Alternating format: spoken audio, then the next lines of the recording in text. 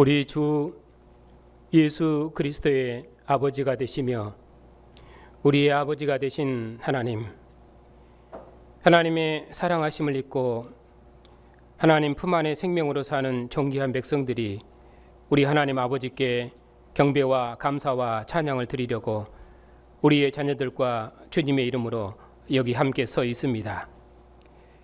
하나님 아버지께서 영광을 받으시려고 독자 아들을 세상의 구주로 보내셨사옵고 아들의 이름을 우리에게 주셔서 하나님을 아버지라 부를 수 있도록 우리를 하나님의 영광의 자녀 삼으셨사오니 감사를 드립니다.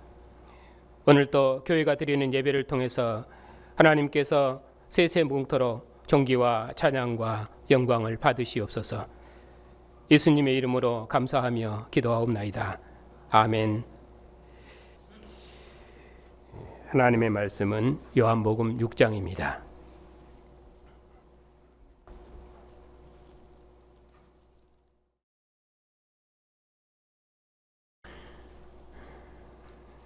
(26절부터) 58절까지입니다.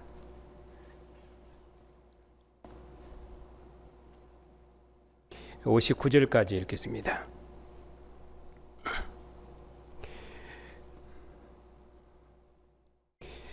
이튿날 예수께서 대답하여 이르시되 내가 진실로 진실로 너희에게 이르노니 너희가 나를 찾은 것은 표적을 본 까닭이 아니요 떡을 먹고 배부른 까닭이로다.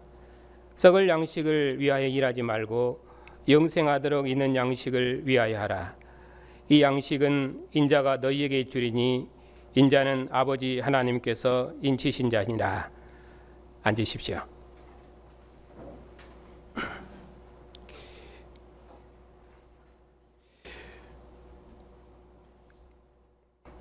나머지 본문은 읽어가면서 설교하겠습니다. 기도합시다. 하나님 아버지, 오늘 또 하나님의 사랑하심을 입은 백성들이 하나님의 언약의 말씀을 읽을 수 있도록 은혜를 베푸시니 감사를 드립니다. 하나님께서 태초의 말씀으로 만물을 하나님의 영광의 거처로 지으셨사옵고 모세의 율법의 말씀으로 이스라엘을 제사장 나라 거룩한 백성으로 지으셨사옵고 이제는 아들의 말씀으로 우리를 하늘에 속한 영광의 백성으로 지으셨사오니 오직 하나님만 영광과 찬송을 받으시옵소서. 오늘 또 아들의 말씀으로 하나님의 백성들을 새롭게 지어주셔서 교회가 이 말씀의 빛 가운데서 항상 하나님과 함께 거하며 세상에 하나님의 구원을 증언하는 빛의 증인들이 다 될 수 있도록 은혜를 베풀어 주시옵소서. 예수님의 이름으로 감사하며 기도하옵나이다. 아멘.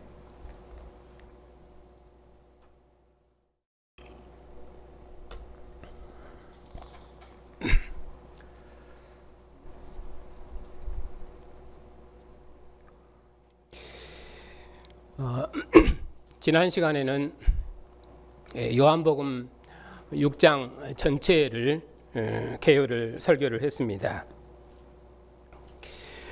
앞에서는 예수님께서 자기를 따르는 무리를 광야에서 먹이신 내용이고 그리고 뒤에는 예수님께서 회당에서 자신을 생명의 떡으로 가르치신 내용입니다.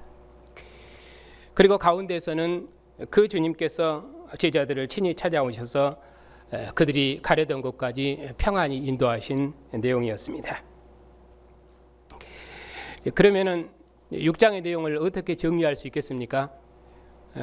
광야에서 자기를 따르는 무리를 먹이시고 회당에서 자기를 생명의 떡으로 가르치신 그 주님이 누구십니까? 그분은 고난받는 자기 백성을 찾아오셔서 그들이 가려던 곳까지 평안히 인도하시는 분이시다. 이것이 요한복음의 중심 내용입니다.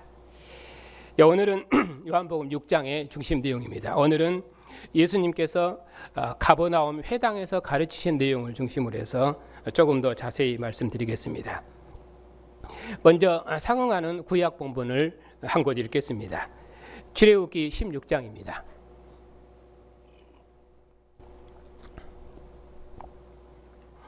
구약성경 106쪽입니다.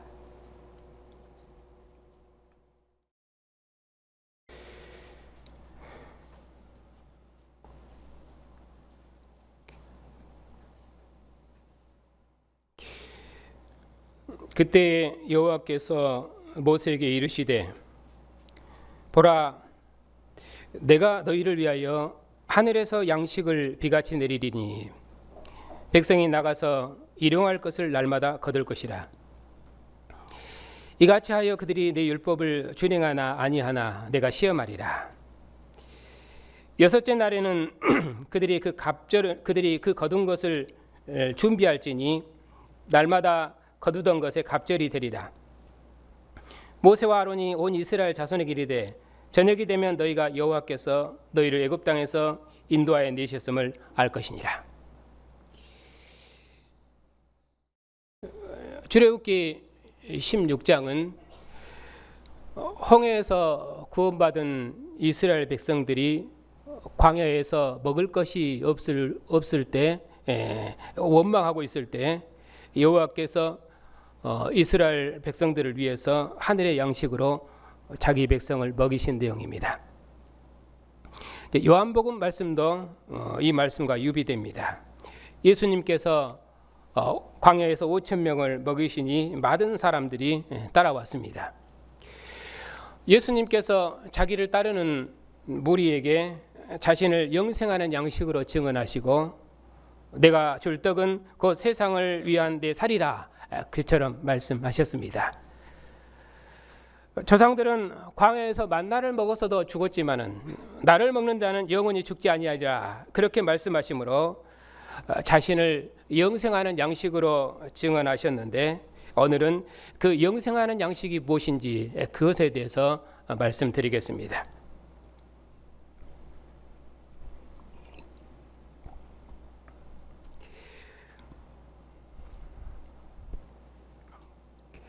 어, 22절부터 25절까지는 무리가 예수님을 찾으러 가버나움까지 온 내용입니다. 근데 그들이 가버나움까지 왜 예수님을 찾아왔습니까?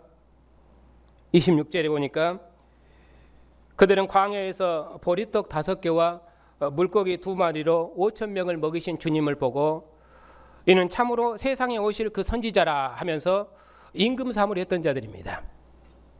이런 선지자가 오면은 자기 백성을 항상 먹일 것이 아닌가 그렇게 생각했습니다. 그래서 우리가 예수님께 묻기를 우리 조상들은 광야에서 만나를 먹었는데 우리가 당신을 믿도록 행하시는 표적이 무엇이냐고 그렇게 물었습니다. 예수님께서 대답하시기를 하나님의 떡은 하늘에서 내려 세상에 생명을 주는 것이라고 말씀하셨습니다. 예수께서는 자신이 곧 생명의 떡이라고 말씀하셨는데 무리는 광야의 떡을 생각하고 이 떡을 항상 우리에게 주십시오 그처럼 말했습니다. 그러니까 무리가 예수님을 찾아온 것은 광야에서 떡을 먹고 배불렀기 때문입니다. 이렇게 떡을 먹기 위해서 예수님을 찾아온 무리에게 예수님께서 다시 말씀하셨습니다. 썩을 양식을 위하여 일하지 말고 영생하도록 있는 양식을 위하여 일해라. 그러면은 썩을 양식은 무엇이고 영생하는 양식은 무엇인가 생각해 볼 수 있겠습니다. 예수님께서 지금 이 무리는 떡을 먹고 배불러서 찾아온 무리들입니다. 그 떡을 먹고 배불러서 찾아온 그 무리들에게 예수께서 말씀하셨기 때문에 썩을 양식은 무리가 광야에서 먹은 떡이 될 것입니다. 이 썩을 양식을 뒤에서는 이스라엘 백성들이 광야에서 먹었던 양식, 광야에서 먹었던 그 만나로 그렇게 또 말씀하고 있습니다. 너희 조상들은 광야에서 만나를 먹었어도 죽었거니와 나는 하늘에서 내려온 떡이니 누구든지 나를 먹지 않은 자는 영원히 살리라. 다시는 죽지 아니하리라. 그렇게 말씀하셨습니다. 그러니까 이 썩을 양식은 그들이 광야에서 먹었던 그 양식입니다. 그러면은 영생하는 양식은 무엇입니까? 예수님께서는 하늘에서 내려온 떡이 자신이 곧 하늘에서 내려온 떡이다. 그것이 영생하는 양식이라고 말씀하셨습니다. 방금 읽었던 49절에서도 너희 조상들은 광야에서 만나를 먹었어도 죽었지만은 나는 하늘에서 내려온 떡이다. 그렇처럼 말씀하셨습니다. 그러니까 썩을 양식은 광야의 양식이고 영생하는 양식은 예수님의 피와 살입니다. 그러면 이 양식은 누가 줍니까? 인자가 주리라. 인자입니다. 그러면 인자는 누구입니까? 아버지 하나님께서 인치신 자입니다. 하나님께서 이 인자를 어떻게 인치셨습니까? 영생하는 양식을 주시는 분이다. 이렇게 인자를 영생하는 양식을 주시는 분으로 하나님이 그를 인치셨습니다. 그러면은 여기서 영생하도록 있는 양식을 위해서 일하는 것, 그것이 하나님의 일인데, 그러면 하나님의 일은 무엇입니까? 계속 이어서 설명, 하나님께서 보내신 아들을 믿는 것이다. 29절에 그처럼 말씀하십니다. 40절에서는 이 하나님의 일을 내 아버지의 뜻이다 이렇게 말씀하고 있습니다. 40절, 내 아버지의 뜻은 아들을 보고 믿는 자마다 영생을 얻는 이것이니 마지막 날에 내가 이를 다시 살리리라. 그러니까 하나님의 일이나 또 아버지의 뜻은 같은 말입니다. 요한복음에서 하나님의 일은 누구든지 아들을 믿는 자마다 멸망치 않고 영생을 얻게 하려 함이니라. 그것이 하나님의 일입니다. 그것이 아버지의 뜻입니다. 그렇게 말씀하니까 무리가 다시 예수님께 여쭈었습니다. 우리가 보고 당신을 믿도록 행하는 표적이 무엇이냐고. 우리 조상들은 광야에서 만나를 먹었다고 그렇게 말했습니다. 예수께서 표적을 보여달라는 무리에게 또 말씀하셨습니다. 모세가 너희에게 하늘로부터 떡을 준 것이 아니니라. 그러면 누가 이 떡을 주었습니까? 출애굽기 16장에서는 여호와께서 이 떡을 주셨느니라 그렇게 말씀합니다. 그런데 여기서는 누가 주었는지는 직접 설명하지 않습니다. 그 문맥의 흐름을 보면 알겠지만 이제 여기서는 여호와께서 주었냐 모세가 주었냐 지금 그쪽을 강조하는 문맥은 아닙니다. 또 좀 더 보겠습니다. 그리고 예수님께서 말씀하셨습니다. 이제 내 아버지께서 너희에게 하늘로부터 참떡을 주실 것인데 하나님의 떡은 하늘에서 내려 세상에 생명을 주는 것이니라. 아버지께서 참떡을 주시는데 그 떡이 무엇입니까? 내가 곧 생명의 떡이니라. 그러면 누가 이 떡을 주십니까? 내 아버지께서 주신다. 그렇게 말씀합니다. 이스라엘 백성들이 광야에서 먹은 떡은 여호와께서 주셨는데 예수께서 주시는 떡은 내 아버지께서 주시는 것이라고 말씀하셨습니다. 이 본문을 제가 지난번에 여기 32절을 해석하기를 모세가 너희에게 하늘로부터 떡을 준 것이 아니라 내 아버지께서 너희에게 하늘로부터 참떡을 주신다고 했기 때문에 그러면은 이스라엘 백성들에게 떡을 주신 분이 누구십니까? 당연히 내 아버지시죠.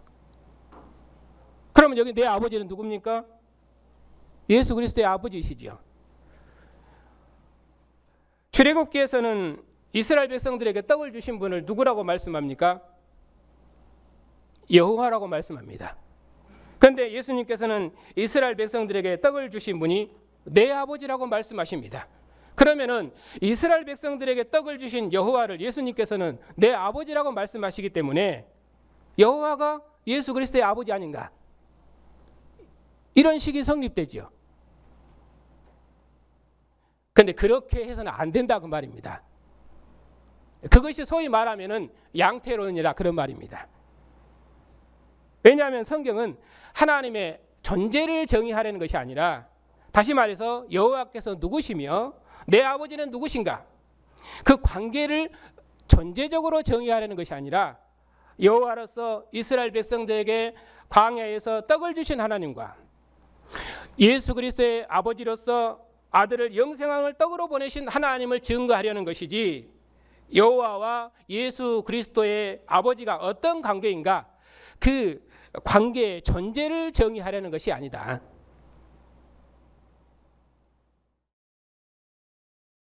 그런데 제가 지난 설교에서는 그 관계를 정의하는 방식으로 설교를 했습니다. 그렇게 설교하면 안 된다 그 말입니다. 그걸 지금 교정하려는 것입니다.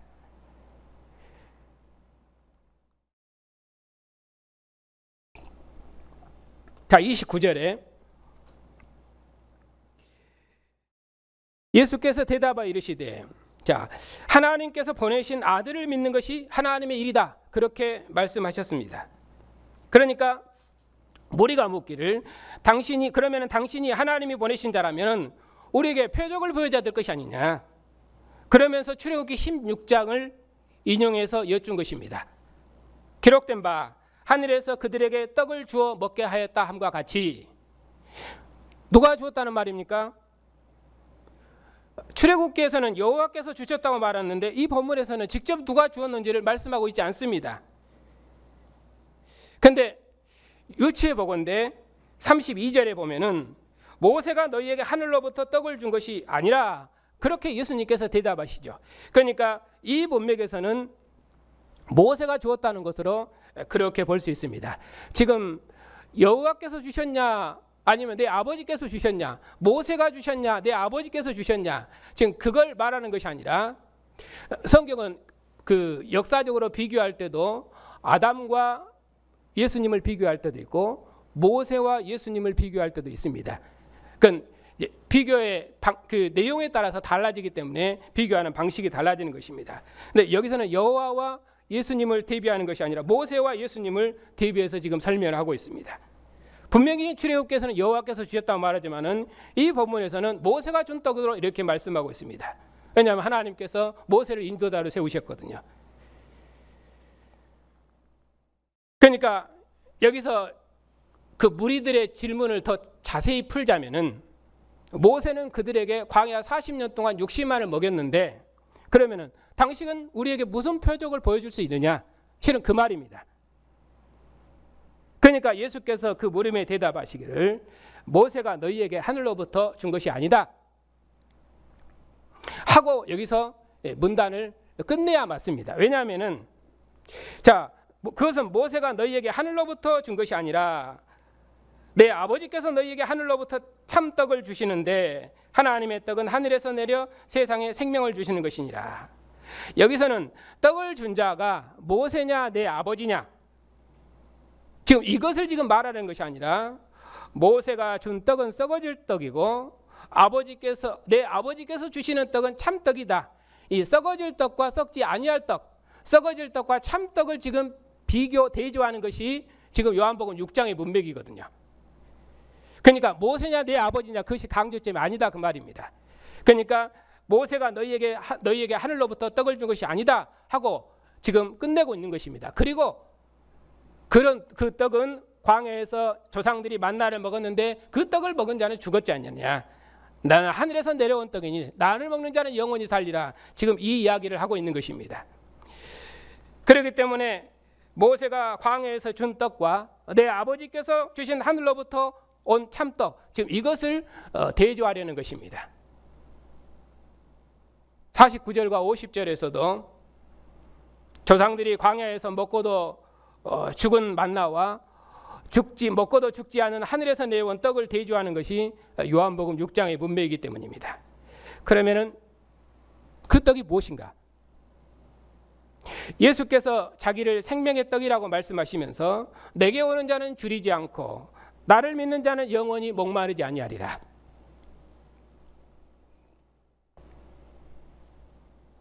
조상들이 광야에서 먹었던 만나와 자기를 유비적으로 연결해서 자신이 영원한 생명이심을 지금 증언하고 계십니다. 자기가 하늘에서 내려왔다 하므로 유대인들이 예수님의 말씀을 받아들일 수가 없었습니다. 이는 요셉의 아들 예수가 아니냐, 그 부모를 우리가 아는데 자기가 지금 어찌하여 하늘로부터 내려왔다 하느냐. 예수님께서 그들과 동료가 된 사실 때문에 그들이 예수님을 부인해 버렸습니다. 그리고 거기에 더한 말은 내가 줄 떡은 세상의 생명을 위한 내 살이니라.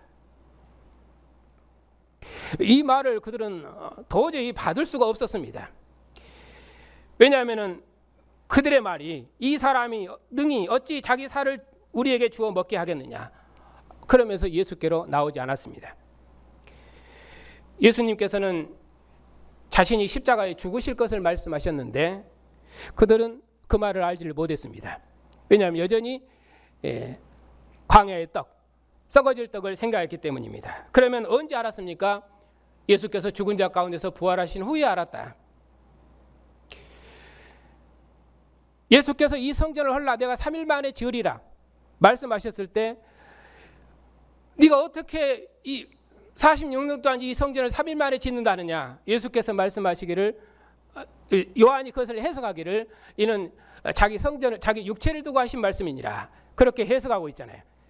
언제 알았습니까? 제자들이 예수님께서 부활하신 후에 알았습니다. 지금 그런 내용으로 말씀하는 것입니다. 예수님께서는 자신이 십자가에 죽으실 것을 말씀하셨는데 그들은 알지 못했습니다. 예수께서 또 말씀하셨습니다. 선지자의 글에 그들이 다 하나님의 가르치심을 받으리라 기록되었은즉 아버지께 듣고 배운 사람마다 내게로 오느니라. 이 말씀은 이사야 54장의 말씀을 인용한 것입니다. 이사야 54장 13절은 내 모든 자녀는 여호와의 교훈을 받을 것이니 이렇게 말씀합니다. 여호와의 교훈을 받을 것이니. 그런데 예수께서는 그 말씀을 자기에게 인용하셔서 말씀하십니다. 이것을 메시아 성취 인용이라고 합니다. 왜냐하면 하나님께서 이스라엘과 함께 하신 생명의 역사를 아들에게서 성취하셨기 때문입니다. 이사야서는 여호와의 교훈을 받을 것이라고 말씀했는데 예수께서는 이 말씀을 하나님의 가르치심으로 이렇게 바꾸어서 인용하십니다. 그 뒤에 이제 그 55장으로 넘어가면은 너희는 여호와께 들으라 이렇게 말씀하는데 예수님께서는 이 말씀을 아버지께 듣고 배운 자에게는 아버지께 들으라 이렇게 말씀하십니다. 그리고 아버지께 듣고 배운 사람마다 다 내게로 오느니라 이렇게 말하죠. 이사야서는 여호와께 듣고 여호와께로 나와라 이렇게 말하는데 예수께서는 아버지께 듣고 내게로 나와라 이렇게 말씀하십니다.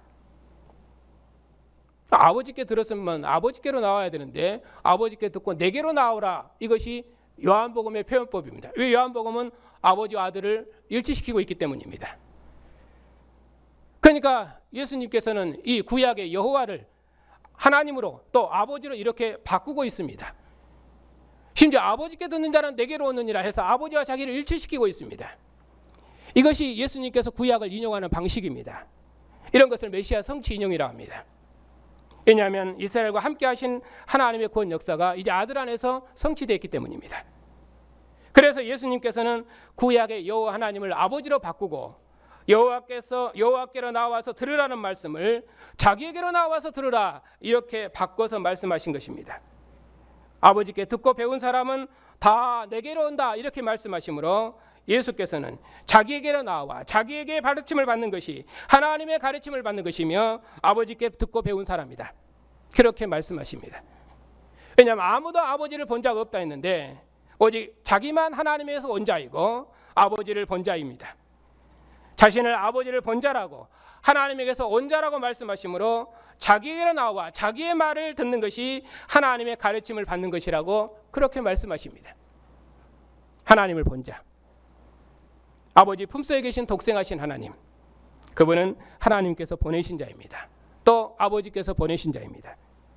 그러니까 아들의 말을 듣는 것이 하나님의 말씀을 하나님의 가르침을 받는 것이고 아버지에게서 듣고 배운 사람이다.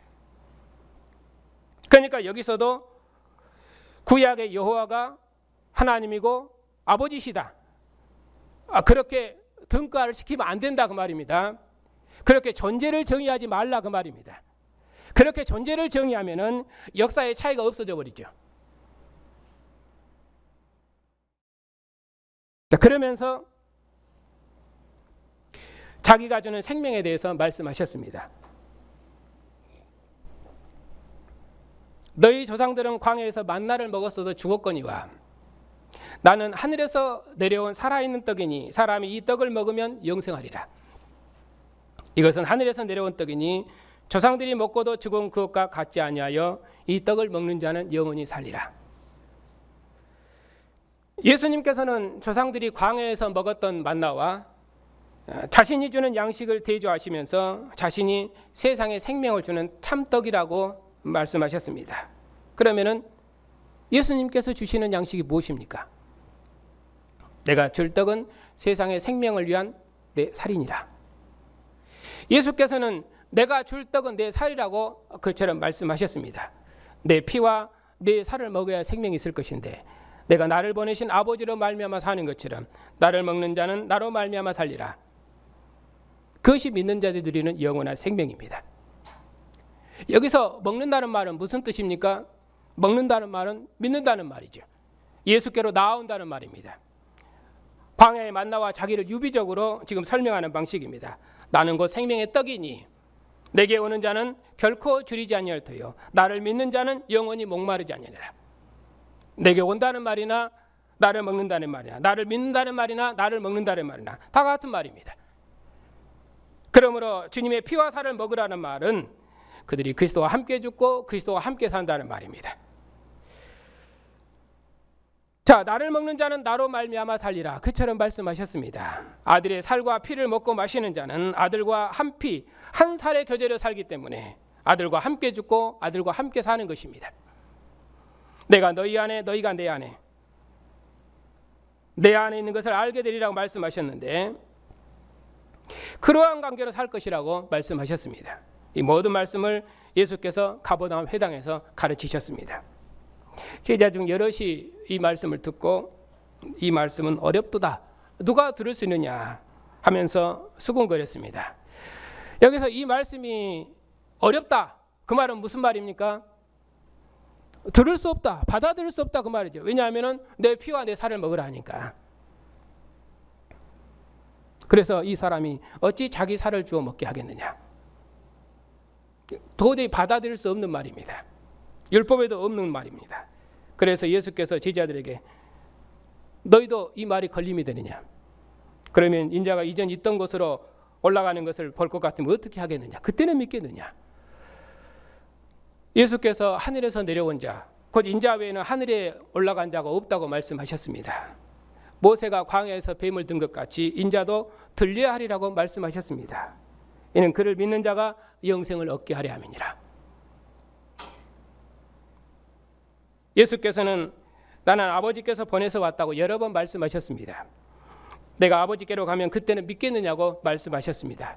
그러면서 말씀하셨습니다. 살리는 것은 영이니 육은 무의가 아니라 내가 너희에게 이른 말이 영이요 생명이니라.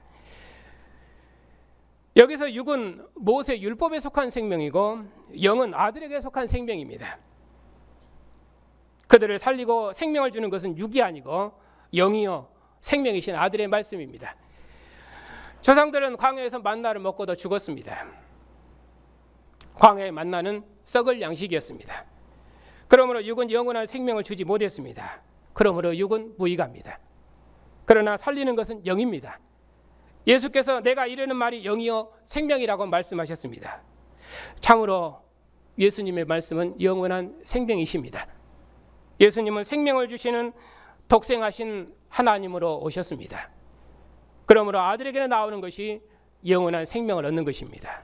아들의 말씀을 듣는 것이 아들을 믿는 것이 썩지 않는 영원한 생명을 얻는 것입니다. 그러나 예수께서 너희 중에 믿지 않는 자들이 있다고 정죄하셨습니다. 예수께서 믿지 않는 자들이 누군지 자기를 팔자가 누군지 처음부터 아셨습니다.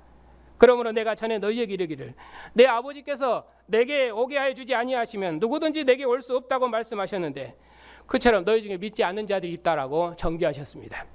그 사람은 얼마나 많은 표적을 보았고 또 얼마나 많은 주님의 말씀을 들었습니까? 그래도 예수님을 배반했습니다. 그때부터 그의 제자 중에 많은 사람이 떠나가고 다시 그와 함께하지 아니했습니다.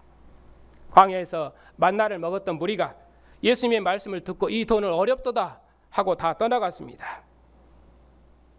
예수께서는 자기의 죽으심을 두고 하는 말씀이었는데 그들은 썩을 양식을 찾았기 때문에 그 말씀을 받아들일 수가 없었습니다.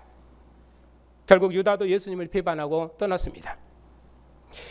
예수님께서 12 제자에게 이르셨습니다. 너희도 가려느냐? 이 말씀을 공간복음에서는 이제 신앙 고백을 물으십니다. 사람들이 인자를 누구라 하더냐? 너희는 나를 누구라 하더냐? 그때 베드로가 대답하기를 주는 그리스도시요 살아계신 하나님의 아들이십니다 하고 신앙 고백했습니다.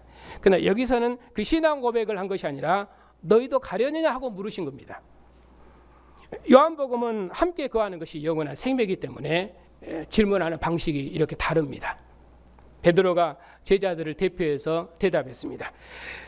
주여 영생의 말씀이 주께 있으니 우리가 누구에게로 가오리까? 주는 하나님의 거룩하신 줄 믿고 알았사옵나이다. 영생의 말씀이 여기 계십니다. 그러니 누구에게로 가겠습니까? 예수님은 하나님의 거룩하신 자, 하나님의 인치신 자, 하나님께서 세상에 보내신 하나님의 아들이십니다. 그분이 세상에 오신 참떡이십니다. 그러니 누구에게로 가겠습니까? 그러나 너희 중 한 사람은 막이니라. 12 제자 중에서 예수님을 팔 자가 있었습니다. 예수께서 대답하셨습니다. 내가 너희 12를 택하지 않았냐? 그러나 너희 중 한 사람은 막이니라. 이 말씀은 가로 시몬의 아들 유다를 가리킵니다. 그는 12 중에 하나로 예수님을 팔 자라라. 결국 유다는 예수님을 배반하고 팔았습니다. 이렇게 결론을 맺고 있습니다. 하나님의 사랑하심을 입은 성도 여러분, 예수님께서 많은 표적과 말씀으로 자신이 하나님의 아들이심을 나타내셨어도 예수께서 십자가에 죽으시니 제자들이 다 도망쳤습니다. 많은 사람은 이 사람이 생명을 주는 메시아가 아니라고 거절했습니다. 자기도 구원하지 못한 사람이 어떻게 우리를 구원하겠는가 하고 조롱했습니다. 예수님께서 하나님 앞에 부르짖을 때도 그들은 조롱했습니다. 예수께서 진리에 대해서 말씀하셨지만 그들은 본다함으로 예수님을 메시아가 아니라고 거절했습니다. 왜냐하면 왕은 권세가 있어야 되기 때문입니다. 그러므로 하나님이 사람 되셔서 자기 백성 중에 거하신 것이 썩어질 것을 찾는 그들에게 무슨 표적이 되겠습니까? 그것은 오히려 그들을 걸려 넘어지게 하는 것이었습니다. 모세보다 더 크고 놀라운 표적으로 증거하신 것이 아니라 육신의 장막을 입으시고 우리 가운데 오셨을 뿐만 아니라 자신의 살과 피를 주시겠다는 것이 그들에게 무슨 믿음직한 표적이 되겠습니까? 그것이 무슨 그들에게 받을 만한 표적이 되겠습니까? 왜냐하면 그들은 썩어질 것을 구하고 있었기 때문에, 육의 것을 구하고 있었기 때문에, 땅의 것을 구하고 있었기 때문입니다. 구원자는 권능이 있어야 되는데 저주받은 죄인으로 십자가에 달리심이 어떻게 세상을 구원할 구주라는 표적이 되겠습니까? 그래서 제자들까지라도 다 도망쳐 버렸습니다. 그들이 믿었던 주님이 죽어버렸기 때문에 유대인들이 두려워서 문을 굳게 닫고 있었습니다. 그러나 예수께서 이 세상 임금을 이기시고 죽은 자 가운데서 부활하셨습니다. 이 세상을 임금을 이기신 부활하신 예수께서 위로 가신 것은 아버지 집에 거처를 예비하러 가신 것이다. 예수께서 십자가에 죽으시기 전에 제자들에게 하셨던 말씀입니다. 부활하신 예수께서 위로 가신 것은 아버지와 아들 안의 교제를 우리에게 주시기 위해서입니다. 부활하신 예수께서 위로 가신 것은 이 세상 임금을 이긴 평안, 아버지 품 안의 평강을 주시기 위해서였습니다. 인자가 이전 있던 곳으로 올라가는 것을 볼 것 같으면 믿겠느냐 말씀하셨는데, 이처럼 예수께서 십자가에 높이 들리시고 또 죽은 자 가운데서 부활하신 뒤로 제자들에게 나타나셨을 때 제자들이 나의 주 나의 하나님으로 믿었습니다. 부활하신 예수께서 말씀하셨습니다. 너는 나를 번거로 믿느냐? 보지 않고 믿는 자들은 더 복되다 말씀하셨습니다. 왜냐하면 아버지께서 아들 안에, 아들이 아버지 안에 있는 것처럼 이제 우리에게 아버지와 아들과 함께하는 영원한 생명을 주셨기 때문입니다.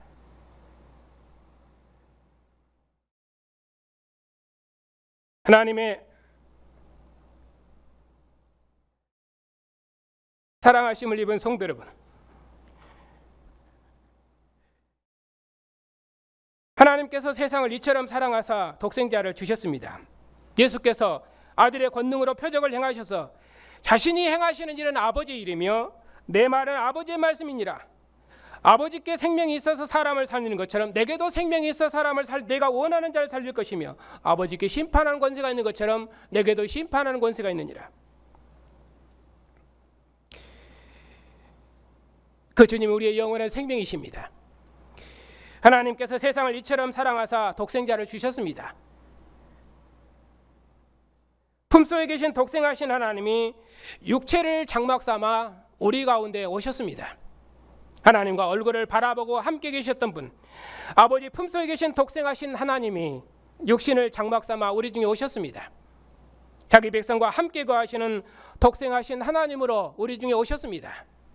십자가에 높이 들리셔서 살과 피를 주시고 죽은 자 가운데서 부활하셔서 이 세상 임금을 이긴 평안, 아버지 품 안의 평강을 주셨습니다. 아들의 영이 우리 안에 함께 계십니다. 역사에 이보다 더 큰 사랑이 없습니다. 우리를 죄로부터 자유케 하시려고, 이 세상 임금으로부터 자유케 하시려고 예수께서 십자가에 죽으셔서 죄의 권세를 단번에 끝내시고 부활하셨습니다. 그분이 생명의 주님이시며 승리의 주님이십니다. 그러니 그분은 영원한 생명이십니다. 살아계신 하나님께서 우리에게 영광을 주시려고, 우리에게 흠도 티도 없게 하시려고 하나님께서 독생자를 보내셨습니다. 예수께서 친히 사람이 되셔서 자기 백성의 구주가 되셔서 자기 백성의 머리가 되셔서 죽음의 권세를 이기심으로 생명의 문을 여셔서 우리를 아버지의 처소로 인도하셨습니다. 하나님과 얼굴을 바라보고 계셨던 말씀이 육신이 되어 우리 가운데 오셨습니다. 그분이 누구십니까? 세상의 빛이요 세상의 생명이십니다. 만물이 다 그로부터 지어졌습니다. 그분은 아버지 품속에 계신 독생하신 하나님이십니다. 이처럼 큰 표적이 어디 있으며 하나님 우리를 사랑하셔서 자신의 몸을 주시고 이 세상 임금을 이기시고 부활하신 것처럼 큰 권세가 역사에 어디 있습니까?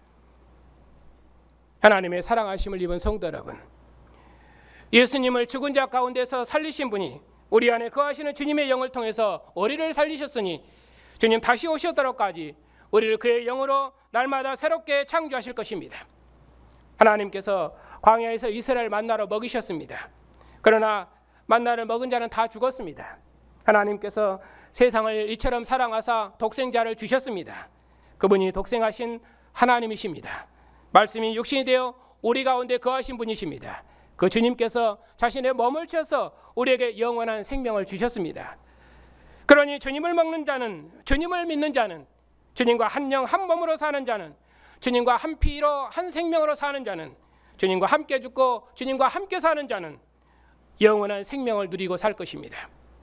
이보다 우리를 더 크게 위로하고 기쁘게 하는 생명이 역사에 없습니다. 그러니 오직 주님의 나라와 영광만을 구하십시다. 우리의 먹고 마시는 모든 삶을 주님의 피와 살의 교제로 먹고 마시며 사십시다. 이것이 영생입니다. 참으로 오직 주님만을 의지하고 사십시다. 이것이 영생입니다. 내가 하는 이 모든 일이 하나님의 일이며 하나님께서 나와 함께 하시는 일이라는 사실을 확실히 믿으십시다. 하나님께서 그런 우리의 삶을 복주시리라고 확실히 믿으십시다. 하나님 품 안에 거함으로 하나님과 함께하는 영원한 생명의 길을 걷는 우리를 하나님께서 인도하실 것입니다. 그것이 영원한 삶입니다. 하나님의 자비하심이 세상 끝날에 아들을 보내셨습니다. 우리가 하나님의 생명의 세계에 살면서도 하나님 앞에 감사치 않고 어둠 가운데 살고 있을 때 하나님께서 먼저 우리를 사랑하셔서 아들을 보내셨습니다. 하나님께서 우리를 이 세상 임금의 권세, 죽음의 권세로부터 구원하셔서 아버지와 아들과 함께하는 영원한 생명을 우리에게 주셨습니다. 주님은 새 창조의 주님이시며 자기 몸을 주신 생명의 주님이십니다. 오늘 또 하나님께서 우리를 주님의 상으로 부르셔서 주님의 상에서 먹게 하셨습니다. 우리를 주님의 몸과 지체로 삼으셔서 주님 오시도록까지 주님과 한 영 한 몸으로 예수께서 하나님의 아들이심을 증언할 수 있도록 우리를 그리스도의 증인 삼으셨습니다. 예수께서 말씀하셨습니다. 인자가 이전 있던 것으로 올라가는 것을 볼 것 같으면 어찌하려느냐. 살리는 것은 영이니 육은 무익하니라. 내 말이 영이요 생명이니라.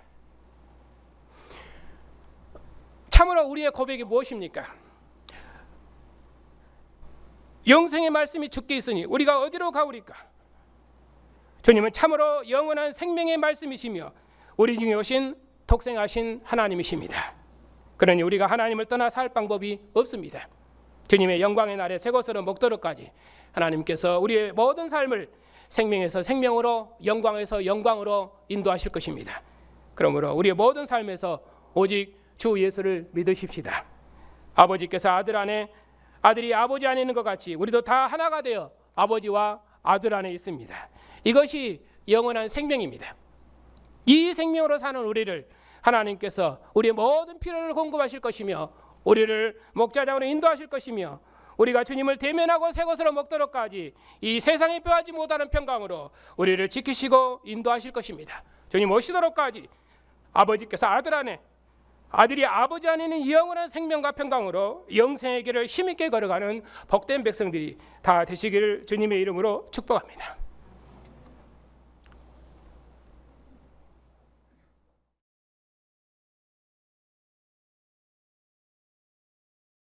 하나님 아버지, 하나님께서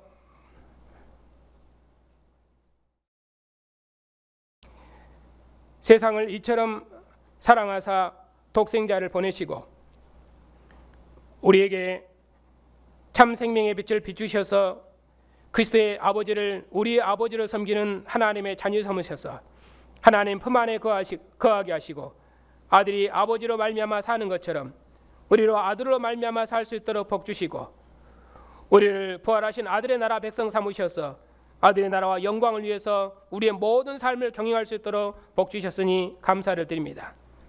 이제 우리의 먹고 마시는 모든 삶을 주님의 피와 살의 교제로 먹는 삶으로 살 수 있도록 복 주시고 우리의 모든 삶과 생명을 하늘의 생명으로 거룩하게 하게 하시고 주님과 한 영 한 몸의 교제로 살게 하셨사오니 우리를 사랑하셔서 하나님의 영광으로 인도하시는 주님만을 바라보고 오직 살든지 죽든지 주님과 함께 영광의 길, 생명의 길, 영생의 길, 십자가의 길을 힘있게 걸어갈 수 있도록 주님의 교회를 영원토록 인도해 주시옵소서. 예수님의 이름으로 감사하며 기도하옵나이다. 아멘. 하나님 아버지,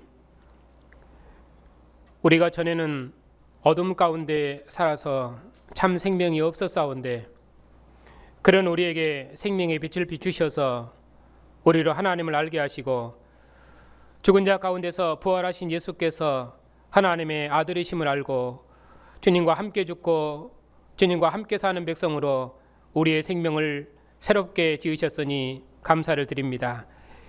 이제 우리가 부활하신 예수께서 생명의 주님이심을 알았사오니 오직 참 생명이신 주님과 함께 영생의 길을 힘있게 걸을 수 있도록 인도해 주시옵소서.